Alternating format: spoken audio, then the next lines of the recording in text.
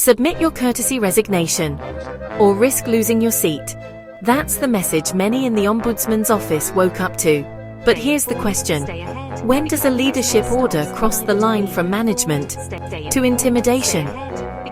Tonight, we break down a quiet memo that's shaking the very foundation of one of the country's most independent institutions, the Office of the Ombudsman.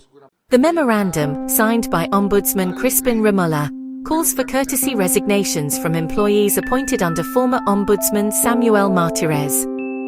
It sounds administrative, but behind those words, courtesy resignation, lies a storm of legal, ethical, and political questions. Some insiders say this is standard leadership housekeeping. Others see it as a veiled purge. So, what's really going on? Under Republic Act 6770, the Ombudsman Act of 1989, all officers and employees appointed by the Ombudsman enjoy security of tenure, a right protected by the Constitution and civil service law. In simple terms, once you're validly appointed, you can't just be removed. Not without due process, and certainly not just because the leadership changes. Yet this new call seems to test that principle. Quietly, but unmistakably. Critics have labeled these as midnight appointments. But legally, that argument doesn't hold. The ban on midnight appointments applies only to the President, not to independent constitutional offices like the Ombudsman. The Supreme Court itself, in De Castro versus JBC and Aitona versus Castillo, made that crystal clear. So if the law is clear, why is this memo happening now?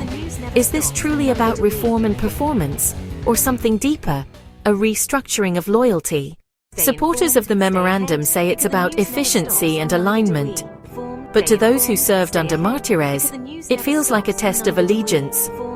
Because when a resignation is courteous in name, but expected in practice, how voluntary is it really?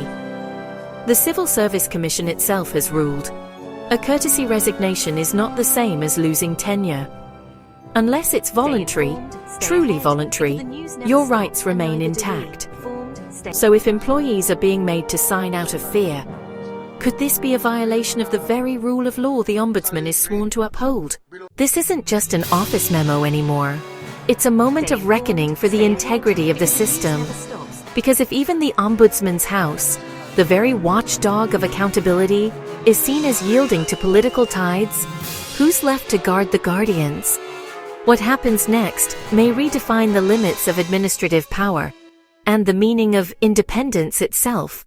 I'm Becky Wilcox, and this is Insight News TV, where we break down the headlines that others won't touch and ask the questions others avoid. Do you think this is leadership reform or quiet retaliation? Tell us what you think in the comments below.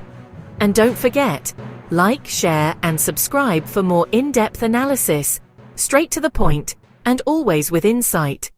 Because in a democracy, the truth only works when we keep watching.